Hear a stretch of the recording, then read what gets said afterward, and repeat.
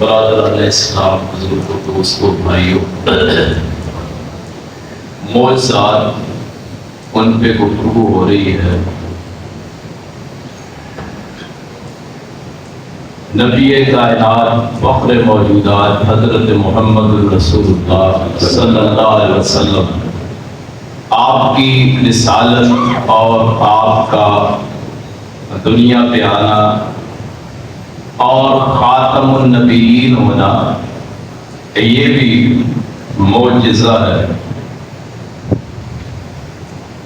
آپ کے ہاتھوں بے شمار ایسے واقعات ہوئے جن کو عقل تسلیم نہیں کرتی، لیکن اللہ تعالیٰ نے اپنے پیارے پیغمبر صلی اللہ علیہ وسلم کے ہاتھوں اور وہ کام کروائے اور لوگوں نے انہیں دیکھا۔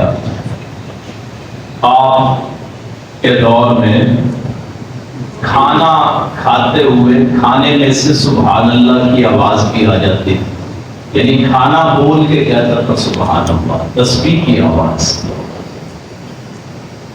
حضرت انس رضی اللہ عنہ، ان سے روایت ہے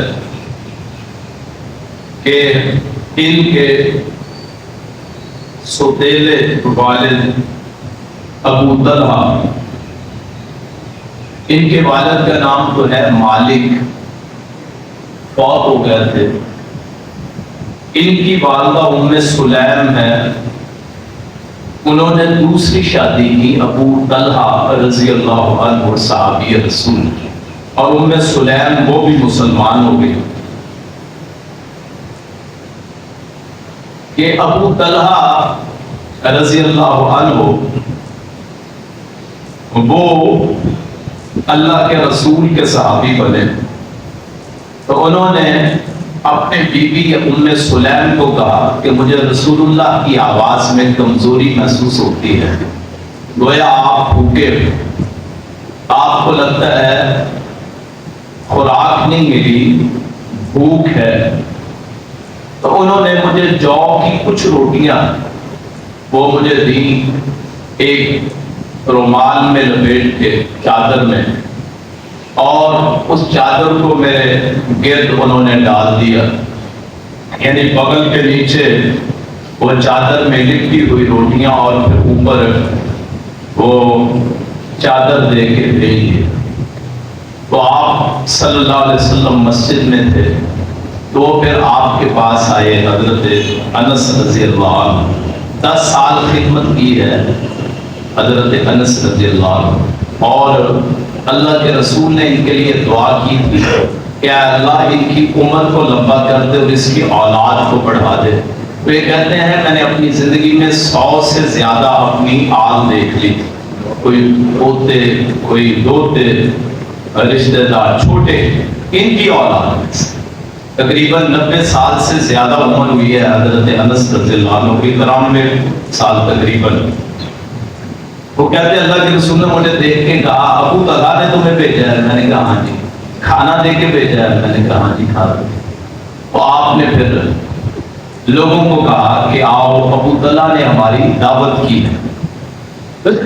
تو پھر ساتھ چل پڑے حضرت انس رضی اللہ عنہ کے حضرت رسول کریم صلی اللہ علیہ وسلم۔ حالانکہ وہ تھوڑی سی روٹیاں تھیں، تو آپ نے پھر ابو طلحہ کو بلایا، انہوں نے کہا جو کچھ بھی ہے لے آؤ۔ وہ چند روٹیاں تھیں، تو آپ نے ان کے ٹکڑے کروائے ان روٹیوں کے، اور ان پہ گھی ڈالا، اور پھر فرمایا کہ بلاؤ کھانے والوں کو۔ 70 یا 80 افراد تھے جنہوں نے وہاں وہ تھوڑی سی روٹیاں جو 5 ہوں گی 6 وہ پیٹ بھر کے کھایا انہوں نے۔ اسی طرح حضرت جابر بن عبداللہ رضی اللہ عنہ، وہ غزوہ خندق کے موقع پہ انہوں نے اپنی بیوی سے کہا کہ یہ حضرت رسول اللہ بھوکے ہیں خندق کی وجہ سے، کھودنے کی وجہ سے، تو اگر تمہارے پاس کچھ ہے تو بتاؤ۔ انہوں نے 1 سا جو تھا آٹا، 1 سا کہتے ہیں 2.5 کلو، عربی میں 2 لفظ استعمال ہوتے ہیں جب آپ یہ صدقۃ الفطر دیتے ہیں، تو وہاں مد کا لفظ آتا ہے عربی میں، یا سا کا لفظ آتا ہے۔ مد کہتے ہیں 8 کلو کو، آدھا کلو، اور سا کہتے ہیں 2.5 کلو، کسی کے نزدیک 2.25 کلو بھی، کوئی 2 کلو بھی کہتے ہیں۔ تو ایک سا وہ آٹا تھا، اور ایک چھوٹا جانور تھا بکری کا، وہ 5-6 کلو وہ ہوگا۔ انہوں نے اس کو ذبح کر لیا اور اس کا آٹا انہوں نے گوندھ لیا۔ تو اللہ کے رسول کو ابو طلحہ وہ خبر دینے چلے کہ آؤ آپ کی دعوت ہے، حضرت جابر بن عبداللہ۔ تو بی بی نے انہیں کہا تھا کہ صرف اللہ کے رسول اور چند ساتھیوں کو دعوت دو کہ کھانا کم ہے۔ وہ جب پہنچے اور حالت یہ تھی کہ لوگوں نے پیٹ پہ پتھر بندھے ہوئے تھے لوگوں کے، وہ صرف جسم کو سہارا دینے کے لیے کہ کمر سیدھی رہے، یا محاورتاً کہہ دیتے ہیں کہ میں نے پیٹ پہ پتھر باندھے۔ ایک روایت بھی آتی ہے کہ لوگوں نے ایک پتھر بندھے ہوئے تھے، تو اللہ کے رسول کے پاس ہے، اللہ کے رسول بڑی تنگی ہے، آپ دعا کیجئے۔ تو آپ نے اپنا کپڑا اٹھایا تو نیچے 2 پتھر بندھے ہوئے تھے۔ تو جو پیر کامل ہوتا ہے، کامل مرشد ہوتا ہے، وہ قائد ہوتا ہے، پہلے وہ کام کرتا ہے اور پھر اس کے پیچھے مرید کام کرتے ہیں۔ اللہ تعالیٰ حضرت رسول کریم صلی اللہ علیہ وسلم اور ان کے صحابہ پہ کروڑوں رحمتیں نازل فرمائے۔ تو انہوں نے آگے پھر بی بی نے کہا مجھے رسوا نہ کر دینا، یہ نہ ہو کہ سارے ہی آ جائیں۔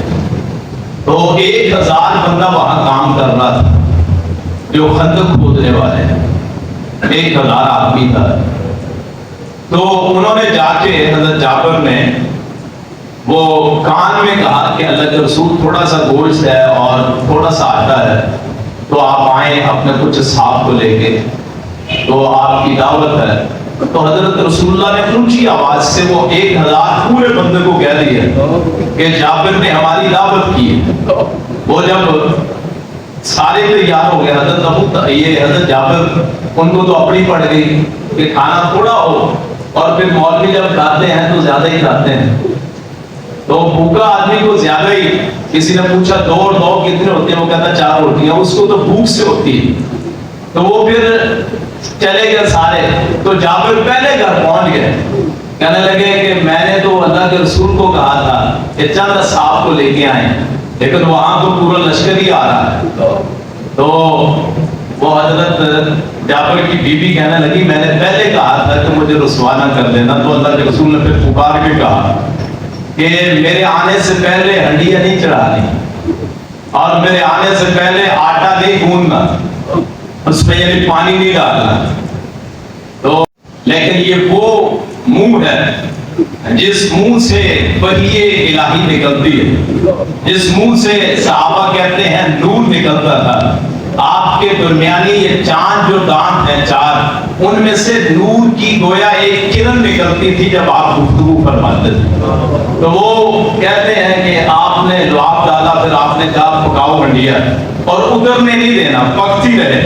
اور آپ نے فرمایا کہ کسی اور کو بھی روٹیاں پکانے والی کو بلا لو کہ یہ روٹیاں ختم نہ ہوں گی، یعنی ایک ان کی بیوی اور ایک روٹیاں پکانے والی علیحدہ۔ آپ نے فرمایا 10 بندوں کو بلاؤ، 10 بندوں کو۔ اب وہ ایک سا یعنی 2.5 کلو زیادہ سے زیادہ آٹا اور 4 سے 5 کلو وہ گوشت، زیادہ سے زیادہ 1 پاؤ کے حساب ہمارے لگاتے ہیں یہاں اگر دیکھا جائے 1 کلو میں، تو 4 آدمیوں کا 1 کلو میں 4 آدمی، 1 پاؤ ایک آدمی زیادہ سے زیادہ کھا سکتا ہے، جو ہماری ہے ان لوگوں کی زیادہ ہو۔ تو تقریباً 20 آدمیوں کا کھانا تھا، وہ تقریباً 20 آدمیوں کا۔ تو آپ نے فرمایا 10 آدمیوں کو بلاؤ، آپ پھر سالن خود ڈال کے دیتے، اور صحابہ کہتے ہیں ایک کا 1000 بندہ سیر ہو کے کھا گیا، ایک کا 1000۔ تو وہ جو نہ ہنڈیا میں سے کچھ کم ہوا نہ اس آٹے میں سے کچھ کم ہوا، اسی طرح باقی بچا۔ یہ معجزہ ہوتا ہے جو عقلوں کو دنگ کر دیتا ہے۔ ہمارے تو یہاں جو پیر اور مرشد ہوتے ہیں وہ جو بچا کچا اسے تبرک کے طور پہ لوگوں کو کھلاتے ہیں نا، یہ پیر ایسا پیر ہے جس نے کائنات میں وہ مثالیں چھوڑی ہیں جو کہ کائنات میں کوئی اور پیش نہ کر سکے. کوئی ہے ایسا پیر، کوئی ہے ایسا رہنما، کوئی ہے ایسا مرشد. یہاں جھوٹے سلسلے ہیں، یہاں جھوٹے آستانے ہیں، بڑے بڑے جھنڈے لگائے ہوئے ہیں، بڑی بڑی نشانیاں، ترے اور بڑی پگڑیاں اور ٹوپیاں لے کے یہ دستاریں باندھ کے بیٹھے ہیں اور لوگوں کو جہنم کی راہ کی طرف بلاتے ہیں اور نام اسے طریقت کا دیتے ہیں. یاد رکھیے ان میں سے کوئی بھی شریعت کے مطابق نہیں ہے. یہ اپنی طرف سے طریقہ ڈھونڈا ہے جسے طریقت کا نام دیا ہے. اللہ کی قسم ہے، اللہ کے رسول صلی اللہ علیہ وسلم کے دین میں سے نہ کچھ کمی ہوئی ہے نہ کبھی کوئی زیادتی ہوئی ہے. حضرت عائشہ فرماتی ہے وہ بندے نے اللہ کے رسول پہ جھوٹ باندھا ہے جس نے یہ کہا کہ محمد رسول اللہ نے دین کو چھپایا صلی اللہ علیہ وسلم. اگر یہ طریقہ جو پیری کا ہمیں پیری مریدی کا نظر آتا ہے، اگر یہ ہوتا تو اللہ کے رسول نے کیوں نہیں بتایا؟ کون ہے دنیا میں یہ جتنے پیر ہیں جو حضرت ابو بکر سے افضل ہوں؟ انہوں نے کیوں نہیں یہ سلسلے کیے؟ حضرت عمر نے کیوں نہیں کیے؟ حضرت عثمان، حضرت طلحہ، حضرت زبیر، حضرت علی، کسی نے بھی نہیں کیے. سارے اپنی طرف سے بنائے ہوئے ہیں. حسن بصری سے شروع ہوتے ہیں یہ سارے سلسلے اور آگے جا کے یہ عبد القادر جیلانی رحمۃ اللہ علیہ ان پہ جا کے کہتے ہیں کہ یہ ایک پہنچی سرکار ہے. اس سے پہلے دین میں تصور ہی نہیں تھی اور دین تو ختم ہو گیا جب یہ قرآن ختم ہو گیا، قرآن اترنا ختم ہو گیا، قرآن کریم کا نزول ختم ہو گیا، دین مکمل ہو گیا. اليوم اکملت لکم دینکم واتممت علیکم نعمتی ورضیت لکم الاسلام دینا. آج یہ اجمی لوگوں نے، بر صغیر کے لوگوں نے زیادہ تر، انہوں نے دین کو بگاڑ کے رکھ دیا.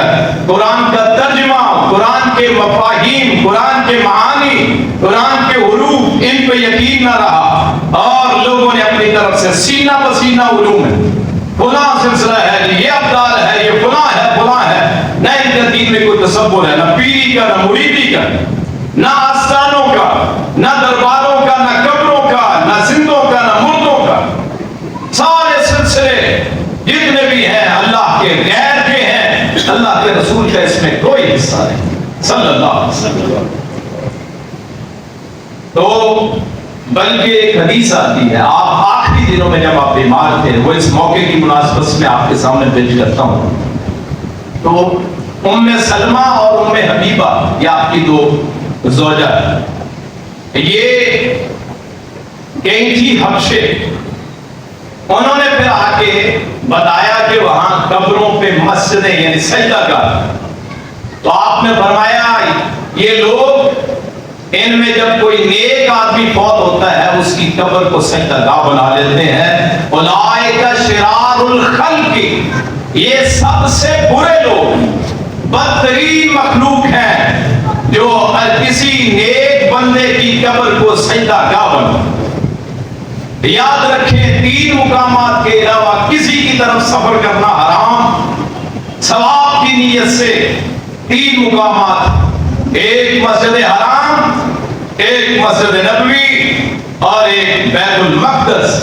ان تین مقامات کے علاوہ لا تشد الرحال الا الى ثلاثه، المسجد الحرام والمسجد النبوی والمسجد الاقصی. تین مقامات کے علاوہ کسی اور طرف جانا جائز اور حرام، جائز اور حلال نہیں. حرام ہے جو کوئی زیارت کرتا ہے عراق کی، کوئی زیارت کرتا ہے ایران کی، فلاں ہے فلاں ہے، کوئی بغداد جاتا ہے، کوفے جاتا ہے، کوئی شام جاتا ہے، اجمیر شریف جاتا ہے، ملتان جاتا ہے، لاہور جاتا ہے، وہ یہاں پاک پتن جاتا ہے، قصور میں جاتا ہے. کسی وقت کہیں جگہ جانا، کسی کے اللہ کے سبھی سرور چلے جائے، لال شہباز کے اندر چلے جائے، سارے حرام سفر. یاد رکھیے دین وہی ہے جو محمد رسول اللہ صلی اللہ علیہ وسلم نے بتلایا، اپنی طرف سے نہیں ہے. کوئی پیری مریدی کا سلسلہ نہیں ہوتا، سارا جھوٹ ہے، فراڈ ہے، شوخ بازی، کچھ بھی نہیں ہے، صرف آنکھوں کا دھوکہ ہے.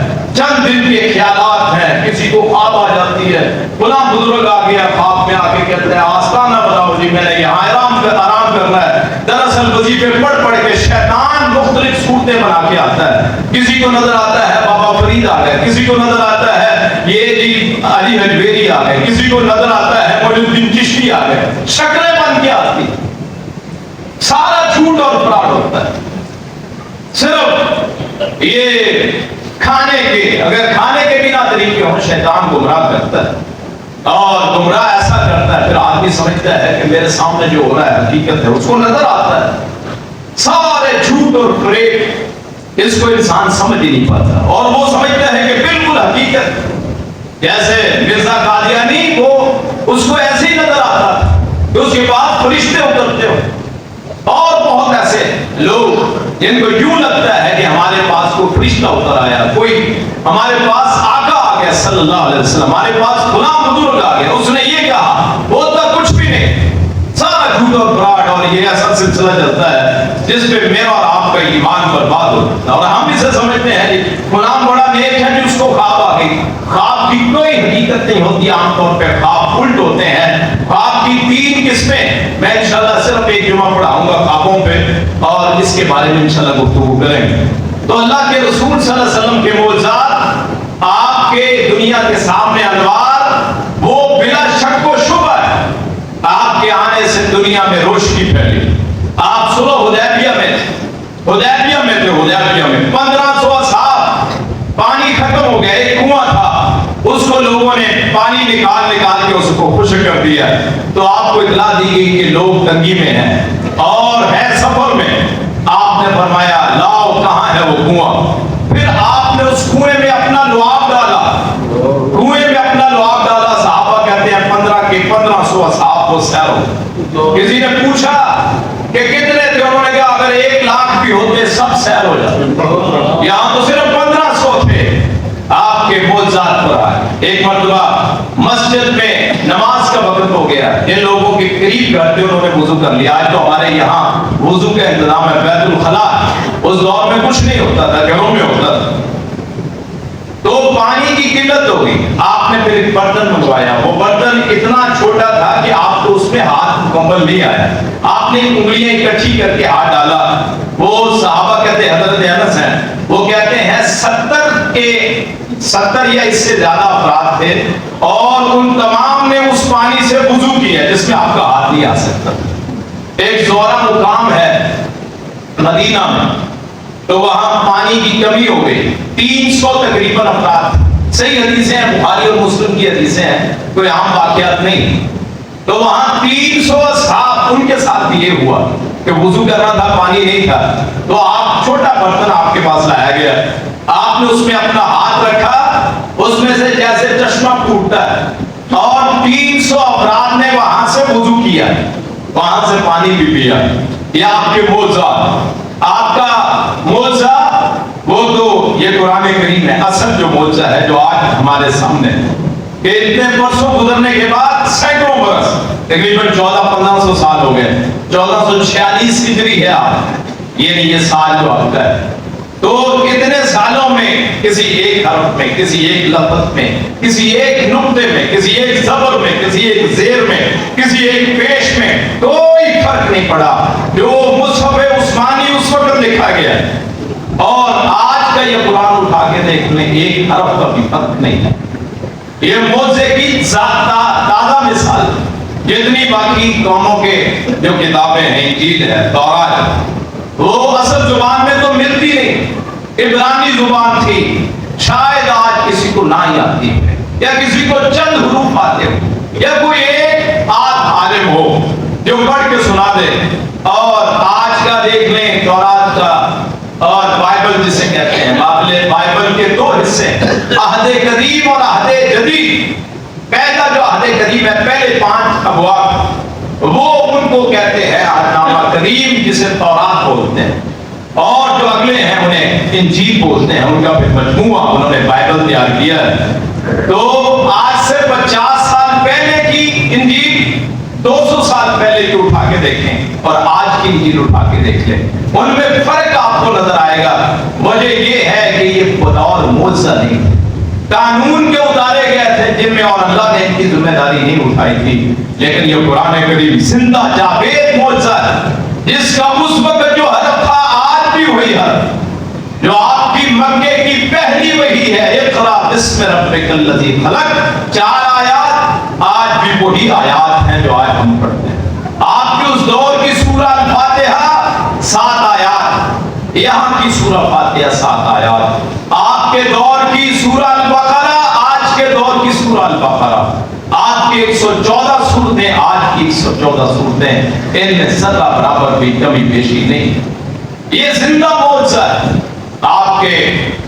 اور معجزات پڑے، ایک صحابی آئے، ان کی ٹانگ ٹوٹ گئی، مسیلمہ کذاب کو جس نے، اسود انسی کو جس نے مارا، اسود انسی کو جس نے مارا، اس کی ٹانگ ٹوٹ گئی، تو نبی کائنات صلی اللہ علیہ وسلم نے اس پہ ہاتھ پھیرا تو ٹانگ ویسے ہوگی جیسے پہلے۔ خیبر کے دن حضرت مولا علی رضی اللہ، ان کو آپ نے ایک رات پہلے کہا کہ میں ایسے بندے کو جھنڈا دوں گا جو اللہ رسول سے محبت کرتا ہے اور اللہ اس کے رسول سے محبت کرتے ہیں۔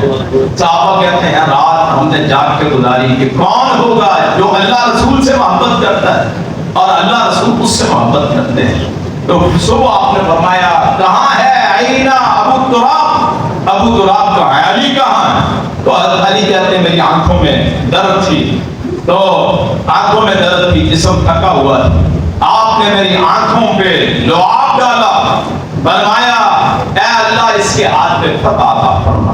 اور حضرت علی کہتے ہیں گویا میری آنکھوں میں کبھی درد ہے۔ آپ نے بدر کی رات ایک رات پہلے بتا دیا تھا یہاں امیہ مرے گا، آپ نے نشان لگائے یہاں ابو جہل یعنی عمرو بن ہشام مرے گا، یہاں فلاں مرے گا، فلاں کافر مرے گا، فلاں کافر مرے گا۔ صحابہ کہتے ہیں اس سے ایک ذرہ بھی کوئی کافر ادھر ادھر نہیں ہوا، جہاں نشان لگے تھے وہی مرے۔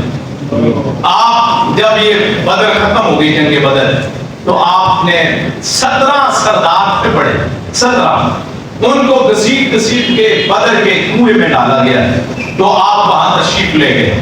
آپ نے پھر وہاں کھڑے ہو کے ان کو مخاطب ہو کے کہا کہ کیا تم نے پا لیا جو تمہارے رب نے تمہارے ساتھ وعدہ کیا تھا؟ ہم نے تو پا لیا جو ہمارے رب نے ہمارے ساتھ وعدہ کیا تھا، وہ سچا پا لیا۔ تو حضرت عمر کہنے لگے کہ اے اللہ کے رسول آپ کیا مردوں سے کلام کر رہے ہیں؟ تو آپ نے فرمایا عمر ابھی وہ تم سے زیادہ سن رہے ہیں، اللہ کے رسول صلی اللہ علیہ وسلم کے سنانے کے لیے اللہ نے ان کو زندہ کیا، ان کی روحوں کو لوٹایا اور اللہ کے رسول کے کلمات انہیں سنائے۔ اور پھر یہ عقیدہ کہ مردوں میں زندگیاں ہوتی ہیں، نہیں میرے بھائی۔ اور اس روایت سے یہ جو بدر والی روایت، یہ قبر پرست لوگ اس سے دلیل پکڑتے ہیں کہ اللہ کے رسول نے سنایا تھا، وہ کافروں کو تو مسلمان کیوں نہیں سن سکتے؟ اور اگر اللہ کے رسول خود چاہے تو نہیں سنا سکتے۔ قرآن کہتا ہے اِنَّكَ لَا تُسْمِعُ الْمَوْتَىٰ، پیغمبر سورہ الفاتر، آپ اگر چاہیں تو آپ مردوں کو نہیں سنا سکتے۔ مَا أَنْتَ بِمُسْمِعٍ مَنْ فِي الْقُبُورِ، آپ مردوں کو جو قبروں میں ہیں وہ نہیں سنا سکتے۔ إِنَّ اللَّهَ يُسْمِعُ مَن يَشَاءُ، اللہ سنا دیتا ہے، اللہ نے زندہ کر کے سنایا۔ تو وہ میرے بھائی جو یہ عقیدہ رکھتے ہیں کہ وہ قبروں میں سنتے ہیں، نہیں میرے بھائی۔ اور یہاں تو ہمارے زندہ نہیں سنتے، قبروں میں کون سنتے ہیں؟ یہاں اونگ لگ جائے وہ نہیں سن سکتا، کہتے بات دوبارہ کرے گی، میری آنکھ لگ گئی، یہاں آنکھ لگی وہ نہیں سن سکتا، وہاں حکمت اپنایا وہ کیسے سن لیتا ہے؟ عقیدہ اپنا درست رکھیں، یاد رکھیں۔ معجزات بیان کرنے کا مطلب یہ نہیں ہے کہ آپ یہ سمجھیں کہ اختیار سارے وہ پیغمبروں کے پاس ہوتے ہیں، حقیقی اختیار صرف اللہ کے پاس ہوتا ہے۔ یہ اللہ عزت دیتا ہے جسے چاہتا ہے اور اس عزت سے نوازتا ہے، اور اللہ نے اس عزت کو بند نہیں رکھا ہے۔ عقیدہ اگر آپ کا درست نہیں، یاد رکھیے میں نے اپنی سارے 5 سال تقریباً مجھے ہو گئے، میں نے اپنی ساری تقاریر وہ اس بنیاد پہ کی ہے کہ آپ کے عقائد اچھے ہیں۔ اگر آپ کے عقائد اچھے نہیں ہیں، آپ کی پھر عبادات کی بھی کوئی وقت نہیں۔ اگر آپ کا عقیدہ اللہ کریم پہ نہیں ہے، یاد رکھیے جو میری اور آپ کی زندگی کا مالک ہے، جو میری اور آپ کی زندگی کا خالق ہے، جو میری اور آپ کی حیات کا ضامن ہے، اللہ کی قسم میں اگر چاہوں ایک قدم بھی نیچے نہ رکھوں اگر وہ نہ چاہے، کوئی ایک سانس نہ لے۔ یہ بڑے بڑے جنہیں ہم سمجھتے ہیں ان کی کسی کی ضرورت نہیں ہے، مجال نہیں ہے کہ کسی کے پاس کچھ بھی اختیار، ہمیں تو اپنی سانس کا اختیار نہیں ہے۔ اپنے ان 5 سالوں میں مجھے اپنے اللہ پہ، اور شاید میری اور خامیاں ہیں، میری بات ترقی ہوتی ہے، لیکن مجھے قیامت کے دن یہ فخر ہوگا اور ان لوگوں کو بھی فخر ہوگا جو یہ میری باتیں سنتے ہیں، اور اللہ گواہ ہے، زندگی موت کا اللہ مالک ہے۔ اس وقت یاد آئے گا کہ ہاں وہ 5 سال جو ہم نے لگاتار صرف اس عقیدے پہ کہ نہ اللہ کے علاوہ کوئی کر سکتا ہے نہ اللہ کے علاوہ کوئی دے سکتا ہے، اسی عقیدے پہ زندگی، اسی پہ موت، اور اگر کبھی میں اس راہ سے ہٹوں، اللہ کرے مجھے دوسرا سانس بھی نہ آئے۔ یہی راستہ ہے جو حقیقت کا راستہ ہے، اس کے علاوہ جتنے راستے ہیں فریب کے راستے ہیں۔ ان ھذا صراطی مستقیما فاتبعوہ ولا تتبعوا السبل فتفرق بکم عن سبیلہ، راستہ وہ ہے جو محمد رسول اللہ کا راستہ ہے، ایک ہی راستہ ہوتا ہے۔ آپ اور میں نے دیکھا کتنے راستے بن گئے، کتنے فرقے بن گئے، اور ہر ایک کے پاس کوئی نہ کوئی دلیل، ہر ایک کے پاس کوئی نہ کوئی ثبوت، ہر ایک کے پاس کوئی نہ کوئی کرامت، ہر ایک کے پاس کوئی نہ کوئی ان کے پاس نشان ہے جس سے وہ سمجھتے ہیں کل حزب بما لدیہم فرحون، کہ ہم بالکل صحیح ہیں، ہمارے پاس جو ہے ہم حق پہ ہیں، ہمارے باپ دادا جو کرتے رہے وہی پر حق ہے۔ یاد رکھیے حق صرف ایک ہوتا ہے، جاء الحق وزهق الباطل ان الباطل کان زہوقا، حق آ جاتا ہے، باطل مٹ جاتا ہے، باطل جو ہے مٹنے کے لیے آتا ہے۔ دلائل کی قوت، براہین کی قوت، آپ کے الفاظ کی قوت، وہ اللہ تعالیٰ بھی دیکھتا ہوتا ہے، لوگ بھی دیکھتے ہوتے ہیں۔ دنیا کائنات میں جتنے آج تک آئے ہیں، وہ یاد رکھیں اختیار صرف اللہ کے پاس ہے، جو معجزہ ہو، کرامت ہو، وہ اللہ تعالیٰ عطا فرماتا ہے، نہ پیغمبر کو پتا ہوتا ہے نہ کسی ولی کو پتا ہوتا ہے۔ آج میں پہلے ولی کی تعریف کر دیتا ہوں اور پھر انشاءاللہ ان کی کچھ کرامات میں تذکرہ کر دیتا ہوں۔ قرآن کریم میں آتا ہے، سورہ یونس میں ہے، الا ان اولیاء اللہ لا خوف علیہم ولا هم یحزنون، میرے وہ بھائی جو یہاں موجود ہیں اور وہ انہوں نے یہ آیت بہت بات سنی اور اس کا مطلب وہ اپنی طرف سے بیان کرتے ہیں، میں حدیث کی روشنی میں بتاؤں گا کہ اولیاء کرام کون ہوتے ہیں۔ الا ان اولیاء اللہ لا خوف علیہم ولا هم یحزنون الذین آمنوا وکانوا یتقون، یہ تو سورہ یونس میں ہے، سورہ یونس میں ہے کہ خبردار اللہ کے جو دوست، ان پہ کوئی غم نہیں ہوتا، ان پہ خوف نہیں ہوتا، نہ وہ غمزدہ ہوتے ہیں۔ ہے کون؟ قرآن کہتا ہے الذین آمنوا وکانوا یتقون، جو ایمان والے ہوں اور پرہیزگار، ایمان پہلے پھر پرہیزگاری، جو سالوں سے نہایا نہ ہو، جس کو صفائی ستھرائی کا پتہ نہ ہو، جو لباس اچھی طرح نہ لے سکتا ہو، جو جس کے بال بکھرے رہتے ہو، کہ اللہ کے رسول نے ایک بندے کو دیکھا اس کے بال بکھرے ہوئے تھے، فرمایا گویا یہ تو شیطان لگتا ہے، یہ تو شیطان لگتا ہے۔ آپ نے ایک بندہ آیا آپ کے پاس، اس کے بال بکھرے ہو، آپ نے فرمایا کیا اس کے پاس نہیں ہے صابن وغیرہ جس سے اپنے بالوں کو صحیح کر سکے؟ یہ جو جتنے سلسلے ہیں کوئی بھی اللہ کے رسول سے ثابت نہیں، اللہ کے رسول کا کوئی ایک بھی صحابی نامت نہیں تھا، کوئی ایک صحابی مانگت نہیں تھا، کوئی ایک صحابی بھی بال بکھرے ہوئے اس حالت میں نہیں گیا، کوئی ایک صحابی بھی ایسا ہے جس نے کبھی نہایا نہ، کوئی ایک صحابی بھی سوائے عثمان بن مظعون کے جن کی شادی نہیں ہوئی، صرف عثمان بن مظعون ایک واحد صحابی، وہ سب سے پہلے فوت ہو گئے تھے مدینے میں آ کے، سب سے پہلے فوت ہونے والے عثمان بن مظعون، وہ صحابی، ان کے علاوہ ہر ایک کی شادی۔ کتنے ہیں یہاں جنہوں نے ہم نے دی اللہ کے لیے وہ زندگی وقف کر دی؟ 3 صحابی آئے اللہ کے رسول کے پاس صلی اللہ علیہ وسلم، آپ گھر میں نہیں تھے، حضرت عائشہ سے پوچھا تو انہوں نے بتایا کہ آپ کے یہ معاملات ہیں، یہ عبادت ہے۔ ان میں سے ایک نے کہا کہ میں ساری زندگی شادی نہیں کروں گا، ایک نے کہا میں ساری رات نماز پڑھتا رہوں گا، سوؤں گا نہیں ساری زندگی، ایک نے کہا کہ میں ساری زندگی روزہ رکھتا رہوں گا۔ آپ پھر آئے، آپ کو پتہ چلا، آپ نے تینوں کو بلایا، آپ نے فرمایا میں تم میں سب سے زیادہ تقوی والا پرہیزگار، میں سب سے زیادہ اللہ سے ڈرنے والا ہوں، میں نے شادی بھی کی ہے، میں سوتا بھی ہوں، میں رات کو جاگتا بھی ہوں، میں روزہ رکھتا بھی ہوں، روزہ چھوڑتا بھی ہوں۔ یہاں کہا جاتا ہے جی ہمارا تو پکا پکا روزہ ہے، ہمارے مرشد تو کھاتے ہی نہیں ہیں، ہمارے مرشد تو وصال کرتے ہیں، وہ رہتے ہیں۔ اولیاء اللہ، اب آتے ہیں حدیث کی روشنی میں اولیاء اللہ کون ہوتے ہیں۔ آپ نے فرمایا قیامت کے دن اللہ کے اولیاء وہ ہوں گے جن کے نور کے ممبر ہوں گے، جن کے نور کے ممبر ہوں گے اور وہ نور کے اوپر بیٹھے ہوئے ہوں گے اور خود نور میں رہتے ہوں گے۔ پوچھا اللہ کے رسول اللہ کے اولیاء کون ہیں؟ صحیح حدیث۔ ہم کسے سمجھتے ہیں؟ آپ سچی بتائیں، ہم کسے سمجھتے ہیں اولیاء؟ جو ملان کے درویش جس نے کبھی بات صحیح نہ کی ہو، جو جتنا زیادہ ننگا اتنا بڑا پیر، ہم یہ سمجھتے ہیں۔ اللہ کے ولی کون ہوتے ہیں؟ اللہ کے رسول کی حدیث، اور میں کہتا ہوں دنیا جہان کے سارے بزرگوں کی باتوں کو اللہ کے رسول کی ایک بات پہ قربان کیا جا سکتا ہے۔ کائنات کی ہر ہستی زمین و آسمان میں جتنے بھی ہیں اللہ کے رسول کی پاؤں کی ٹھوکر پہ قربان کیے جا سکتے ہیں۔ کوئی ایسا نہیں ہے جس کی بات اللہ کے رسول کی بات سے زیادہ سچی ہو یا اللہ کی بات سے سچی ہو۔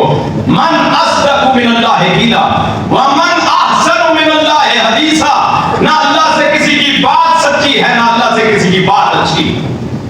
اللہ کے رسول نے فرمایا اللہ کے اولیاء وہ ہیں یہ جو مختلف قبائل سے آپس میں رشتہ داری نہیں ہے لیکن اللہ کے لیے ایک دوسرے سے محبت کرتے ہیں، اللہ سے ایک دوسرے کے لیے نفرت کرتے ہیں، اللہ کے لیے ایک دوسرے سے ملنے جاتے ہیں، اللہ کے لیے کوئی مقصد نہیں ہوتا۔ وہ فلاں بستی میں رہتا ہے، نہ کوئی کاروباری مسئلہ، نہ کوئی رشتہ داری، نہ کوئی برادریزم، نہ کچھ اور، نہ خاندان ہے، وہ اور خاندان کا یہ اور خاندان ہے، یہ غریب یہ امیر، کوئی کسی قسم کا آپس میں تعلقات نہیں ہے، صرف اللہ کے لیے ملتے ہیں، اللہ کے لیے جدا ہوتے ہیں۔ اللہ کے رسول نے فرمایا یہ اللہ کے اولیاء ہیں۔ صرف اولیاء بننا کون سا مشکل ہے؟ اللہ کے اولیاء بننا کوئی مشکل نہیں، اس کا نسخہ اللہ کے رسول نے بتا دیا ہے کہ اللہ کے ولی بننے کے لیے ایک دوسرے سے بے لوث محبت، اللہ کے لیے محبت کرو، اللہ کے لیے نفرت کرو، اللہ کے لیے لڑو، اللہ کے لیے ایک دوسرے کے ساتھ بیٹھو، اللہ کے لیے ایک دوسرے سے ملاقات کرو کہ مجھے اللہ کے لیے آپ سے محبت۔ اللہ کے رسول صلی اللہ علیہ وسلم بیٹھے ہوئے، صحابی آپ کے ارد گرد بیٹھے ہوئے، ایک بندہ گزرا تو مجلس میں سے ایک آدمی کہنے لگا مجھے اس شخص سے محبت، اللہ کے لیے محبت۔ آپ نے فرمایا تو نے اسے بتایا؟ اس نے کہا نہیں جی۔ آپ نے فرمایا جب بتا کے آ کے تجھے اللہ کے لیے تجھ سے اللہ کے لیے محبت ہے۔ وہ بندہ گیا، پھر اس نے جا کے بتایا کہ مجھے تجھ سے اللہ کے لیے محبت ہے۔ اس نے کہا پھر مجھے بھی تجھ سے اللہ کے لیے محبت ہے۔ اللہ کے رسول صلی اللہ علیہ وسلم کے نزدیک ولی کون ہے؟ جو اللہ کے لیے ملتے ہیں۔ وہاں دور سے آنے والا آپ کس لیے ملتے ہیں؟ کہ یہ اللہ کا نیک بندہ ہے، میں بھی نیک بننا چاہتا ہوں، میں بھی، اور یہ بھی، یہ میرا بھائی ہے، دینی بھائی ہے۔ یاد رکھیے رشتہ احساس کا ہوتا ہے، رشتہ خون کا نہیں ہوتا ہے، رشتہ احساس کا ہوتا ہے، اور احساس کی سب سے بنیاد مضبوط چیز جو ہے وہ ایمان ہوتا ہے۔ جس میں ایمان ہو اس سے مضبوط احساس کسی میں ہو سکتا ہی نہیں ہے۔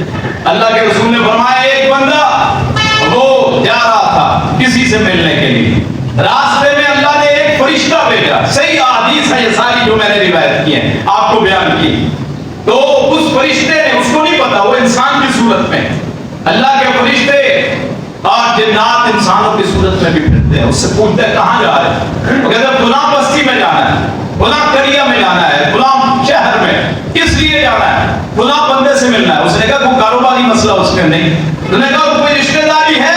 اس نے کہا رشتہ داری بھی کوئی نہیں۔ اس نے کہا کوئی پیسے کا لین دین ہے، قرض کا ہے، تو نے اس پہ کوئی احسان کیا ہے یا اس نے تجھ پہ احسان کیا؟ اس نے تو کوئی مسئلہ نہیں. اس نے کہا پھر کیوں جانا ہے؟ اس نے کہا میں اللہ کے لیے اس سے ملنے جاتا ہوں, اللہ کے لیے محبت رکھتا ہوں. اس نے آگے سے پھر کہا کیا اللہ کے لیے جا رہے ہو؟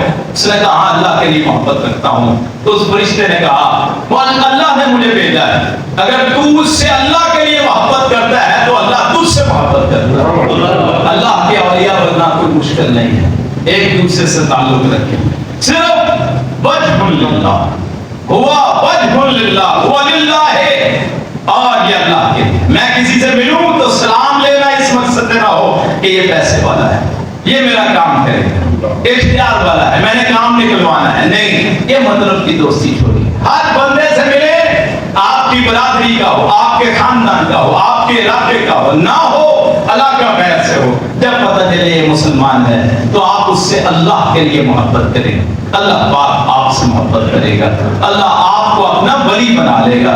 اور جس کو اللہ ولی بنا لے, الا ان اولیاء اللہ لا خوف علیہم ولا هم یحزنون, نہ ان پہ غم ہوتا ہے نہ وہ کوئی خوف ہوتا ہے.